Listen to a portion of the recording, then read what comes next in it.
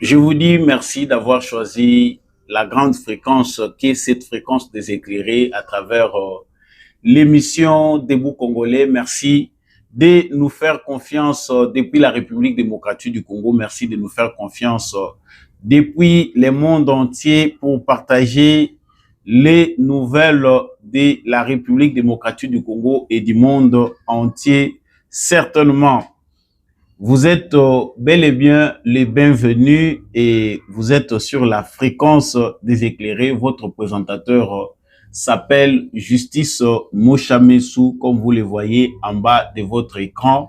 Vous appréciez déjà cette émission, veuillez vous abonner. Si vous êtes nouveau, abonnez-vous à la chaîne, likez et surtout partagez les lives de cette émission avec les voisins. Dites-nous ce que vous en pensez dans les commentaires. Merci de nous suivre sur Debout Congolais. À la une de notre actualité d'aujourd'hui, les forces militaires ou les troupes de la communauté de développement de l'Afrique australe, la SADC en sigle, ont annoncé ce mardi 19 avril 2025 leur retrait de Goma dans l'est de la République démocratique du Congo. Ils se retirent en passant par le Rwanda. En tout cas, inquiétude pour certains, ouf de soulagement pour les autres. Du côté congolais, on se demande quel était réellement vraiment le pourquoi et l'importance de cette présence de la SADC à l'est de la République démocratique du Congo alors qu'ils quittent dans une situation vraiment d'inquiétude où la situation sécuritaire ne s'est pas encore améliorée à l'est de la République démocratique du Congo. Échec d'une grande organisation régionale, échec de l'Afrique, victoire du Rwanda, où c'est l'incapacité des Africains de trouver des solutions africaines aux problèmes africains. Dans cette émission, nous allons analyser sur ces retraits de la SADC de l'Est de la République démocratique du Congo en passant par le Rwanda. Le deuxième sujet que nous allons aborder dans le cadre de cette émission, c'est cette déclaration de Félix Tshisekedi à l'occasion d'une conférence de presse tenue avec son homologue de la Guinée-Bissau qui était venu rendre visite à la République démocratique du Congo. Et au cours de cette conférence de presse, Félix Tshisekedi a parlé pour la première fois de la déclaration des principes signés entre les ministres rwandais et les ministres des Affaires étrangères de la République démocratique du Congo. En tout cas, pour Félix Tshisekedi, il est positif par rapport à ce qui se passe et il pense qu'il est en train d'œuvrer pour la paix. Je vais parler vraiment de cette déclaration dans cette émission. Restez accrochés et branchés. Nous allons entendre la position du président congolais Félix Tshisekedi sur ce qui s'est passé aux États-Unis d'Amérique entre les ministres de ces deux États. Voilà tout pour l'actualité que nous allons aborder avec vous dans le cadre de l'émission d'aujourd'hui. Merci à vous d'avoir choisi Debout Congolais pour partager les nouvelles de la République démocratique du Congo. Et veuillez déjà vous abonner si vous ne l'êtes pas encore. Likez cette vidéo et n'hésitez pas de partager avec le voisin et nous laisser des commentaires. Voilà, je disais que Félix Tshisekedi venait de faire sa déclaration pour la première fois par rapport à ce qui s'est passé à Washington entre le délégué des deux pays, du Rwanda et de la République démocratique du Congo. Mais avant cela, je vais commencer par les forces de la SADC qui viennent de quitter. Maintenant, ils avaient déjà annoncé qu'ils devaient quitter la ville de Goma après avoir échoué, s'il faut le dire comme ça. Les troupes de la SADC avaient discuter, échanger avec le Rwanda pour qu'il n'y ait pas d'inquiétude sur les troupes de la SADC se trouvant à l'est de la République démocratique du Congo. Vous savez tous que les troupes de la SADC composées des contingents de l'armée tanzanienne, de l'armée sud-africaine et autres étaient à l'est de la République démocratique du Congo dans le cadre de ramener la paix pour essayer d'endiguer la crise, trouver des solutions pour permettre à ce que la paix soit rétablie à l'est de la République démocratique du Congo. Alors que les rebelles ou les terroristes du M23 soutenus par les Rwandais continuaient à gagner du territoire et cherchaient à s'accaparer d'autres localités, le dirigeant de la SADC avait jugé bon d'envoyer cette force-là, leurs troupes, à l'est de la République démocratique du Congo. Malheureusement, après de multiples efforts, après avoir résisté pendant longtemps, la ville de Goma a fini par tomber suite à l'invasion de l'armée rwandaise, une invasion qui n'est plus approuvée ou à contester parce que les Nations Unies, à travers leurs experts, l'ont signifié qu'il y a réellement la présence des forces de défense rwandaises sur les territoires congolais. Ce sont eux qui se sont accaparés de deux grandes villes de l'Est de la République démocratique du Congo, à savoir les Goma et Bukavu.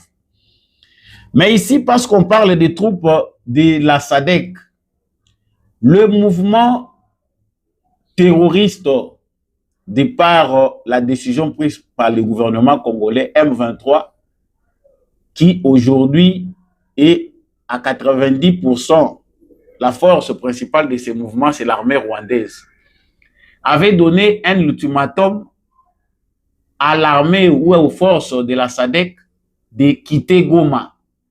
Parce que pour eux, ils pensent que la mission de la SADC vise à les déloger de la République démocratique du Congo.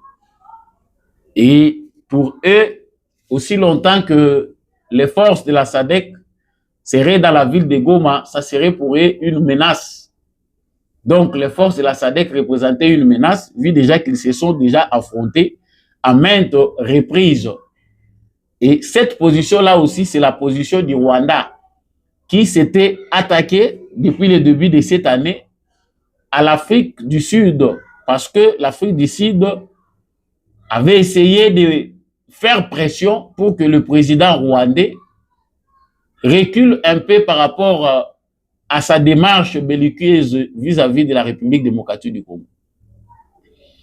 Mais maintenant où on parle, nous savons aussi qu'il y a quelques jours, il a été signé, je ne sais pas, une feuille de route ou un mémorandum d'entente, on ne sait pas comment bien nommer ça.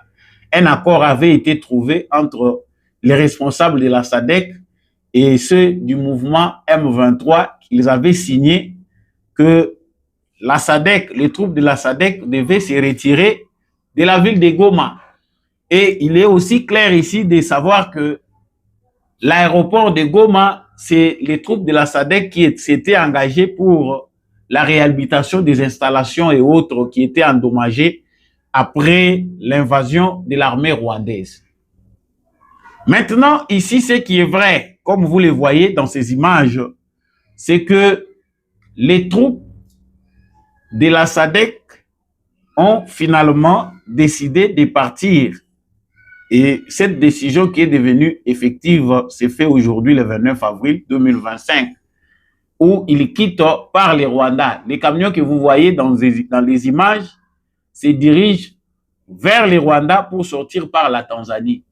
Donc, il y a des gros camions qui amènent de leur matériel et des véhicules qui suivent. Et c'est un premier début, les autres aussi vont suivre.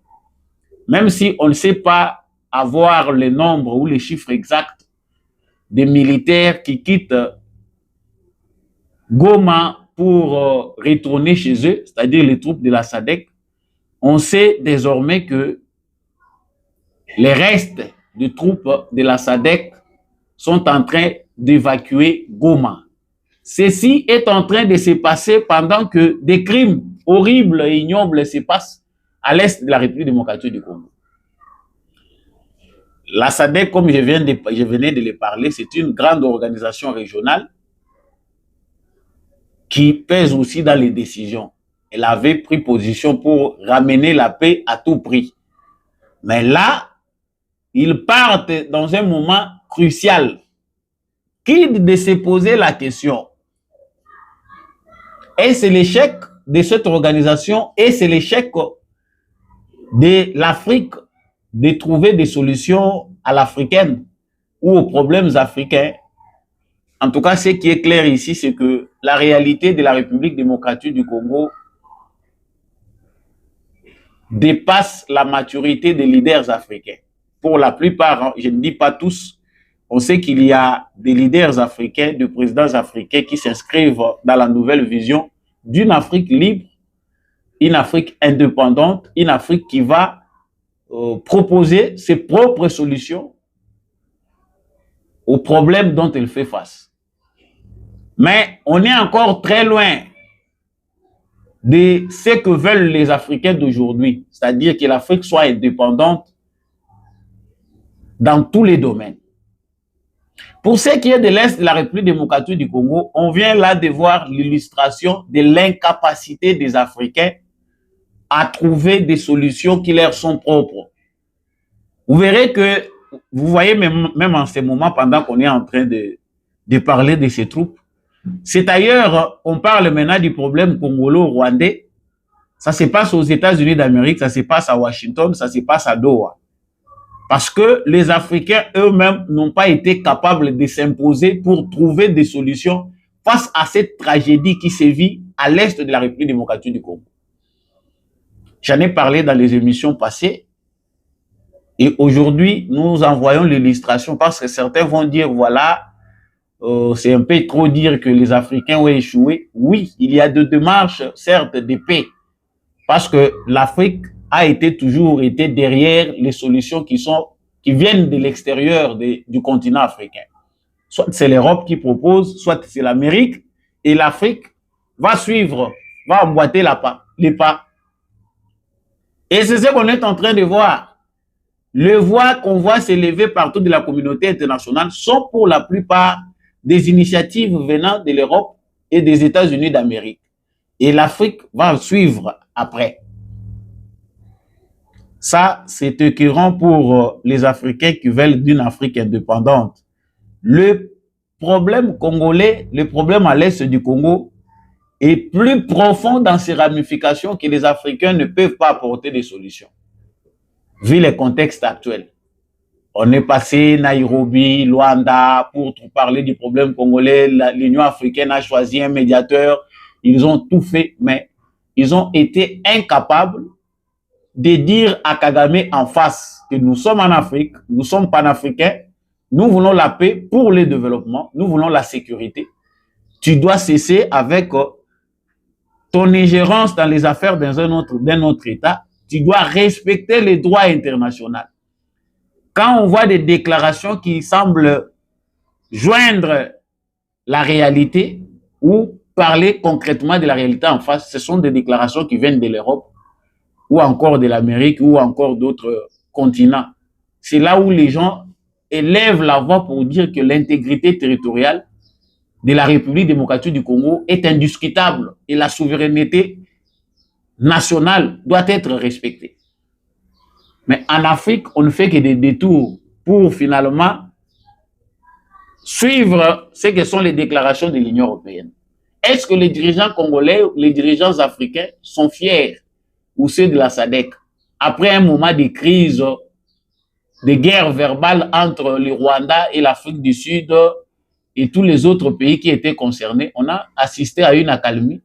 En fin de compte, l'Afrique du Sud qui a tenté de bouger les lits et les débats qui s'en ont suivi aussi au Parlement sud-africain sur la question congolaise, chacun a fini par garder sa bande.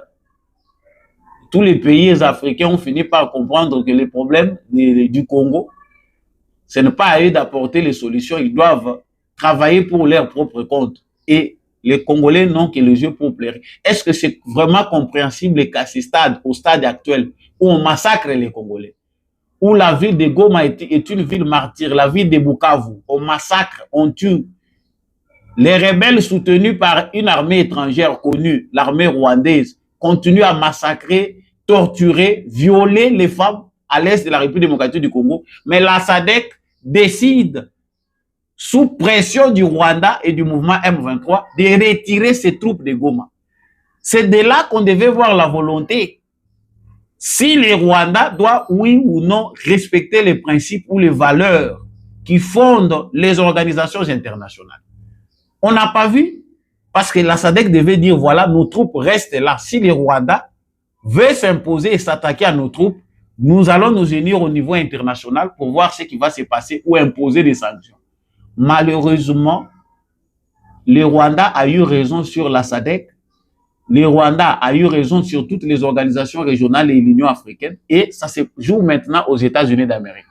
Comment voulez-vous qu'avec de tels agissements, que les Occidentaux vous respectent, qu'on ne vous impose pas?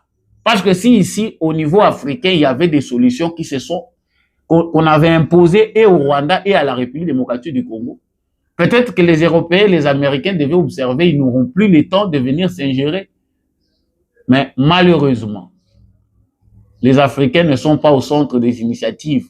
Les Africains continuent à subir les dictats de l'Occident.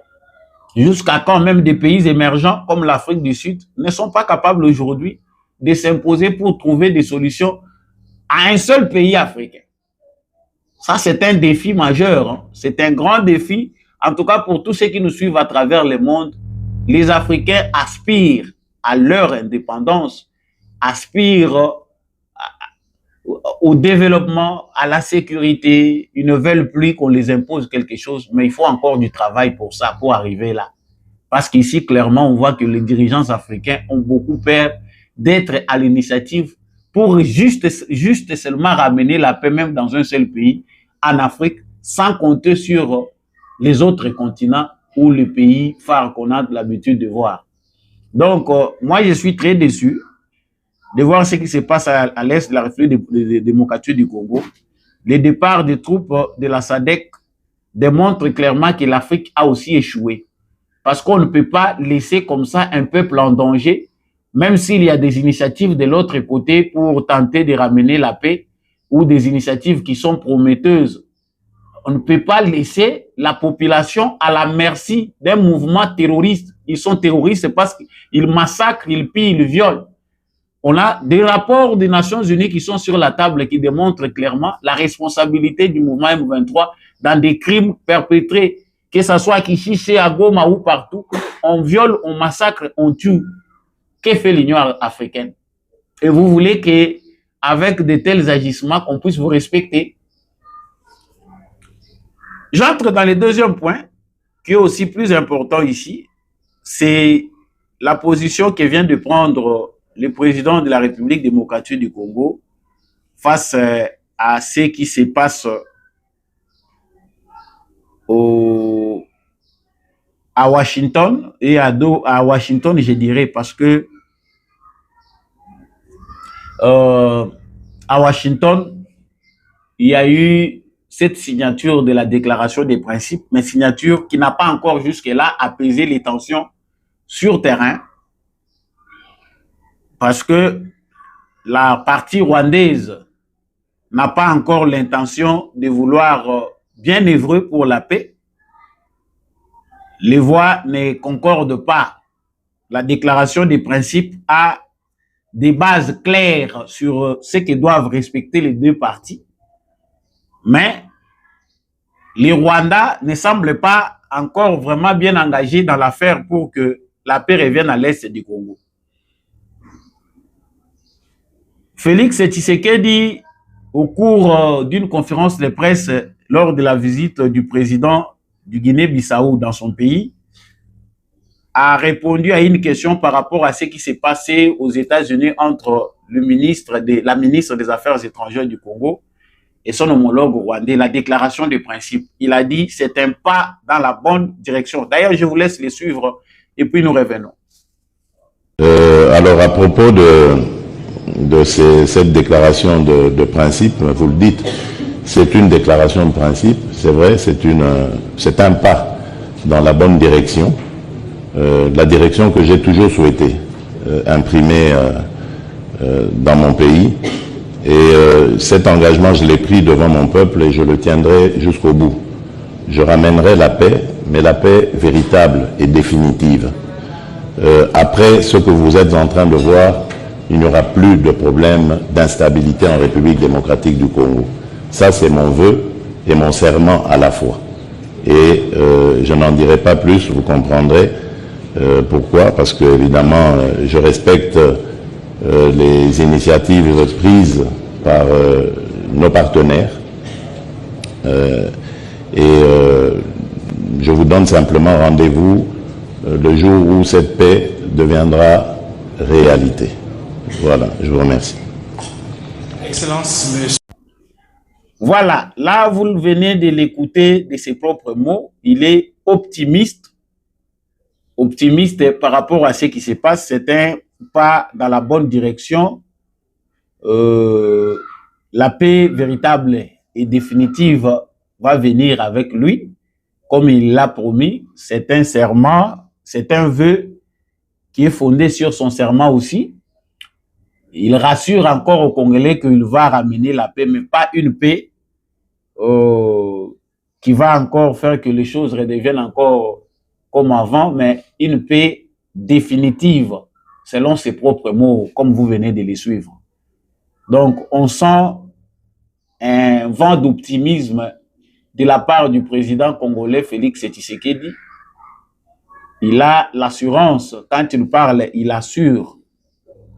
Même si certains observateurs sont inquiets de ce qui se passe, mais le président Félix Tshisekedi, lui, est optimiste.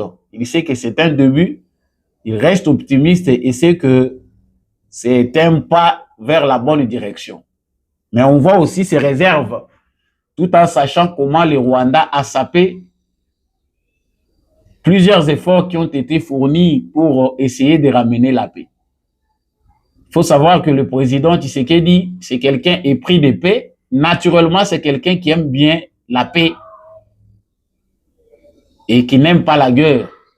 Mais il est ici confronté à une situation qui ne lui donne pas du confort vis-à-vis de sa propre nature. Vous voyez, les gens qui aiment la paix, lorsqu'ils sont confrontés à la guerre, c'est difficile pour eux. Mais néanmoins, on peut retenir que cette situation où la réalité de maintenant repose sur des bases solides, vu aussi l'implication des États-Unis, mais aussi important de rappeler au Congo que tout n'est pas encore gagné. Rien n'est gagné d'avance, tout en sachant que tous les acteurs qui s'impliquent aujourd'hui, qui félicitent les démarches par-ci, par-là ou qui contredisent, font partie de cette chaîne de conflits, que ce soit les États-Unis, que ce soit l'Union européenne, que ce soit la France ou tous les autres pays aujourd'hui qui essayent d'éprouver ou de faire montre qu'ils sont impliqués pour amener la paix à l'est du Congo, ont une part de responsabilité dans ce qui se passe aujourd'hui à l'est du Congo. Donc, la charité bien ordonnée commence par soi-même. Les Congolais peuvent mieux se servir au lieu d'attendre d'être servis par les autres pays. Donc, chers Congolais, ne reposez pas votre confiance sur les efforts des États-Unis d'Amérique ou encore les efforts de certains États. Il faut fonder votre espoir sur la résistance propre des Congolais eux-mêmes, la mobilisation générale des Congolais et les efforts que fournissent l'armée de la République démocratique du Congo et son président Félix Tshisekedi ou son commandant suprême. Félix Tshisekedi est à féliciter vu les efforts qu'il fournit diplomatiquement. Tous les engagements qu'il a pris doivent être accompagnés ou encore assurés par la mobilisation des Congolais. Voilà ce qu'il y a de plus important. Nous sommes arrivés à terme de cette émission. Je vous dis grand merci de l'avoir suivi. Nous sommes toujours en ligne avec vous pour chaque sujet d'actualité qui nécessitera d'analyser, de commenter et d'apporter un décryptage important. Si vous avez apprécié, likez cette vidéo et partagez avec votre voisin. N'oubliez pas de vous abonner si vous ne l'avez pas encore fait. Laissez des commentaires, dites-nous ce que vous en pensez et pourquoi pas des suggestions par rapport à la présentation de cette émission. Vous voulez nous soutenir, appelez les numéros en bas de votre écran. Je vous dis au revoir. On se retrouve prochainement avec un nouveau numéro.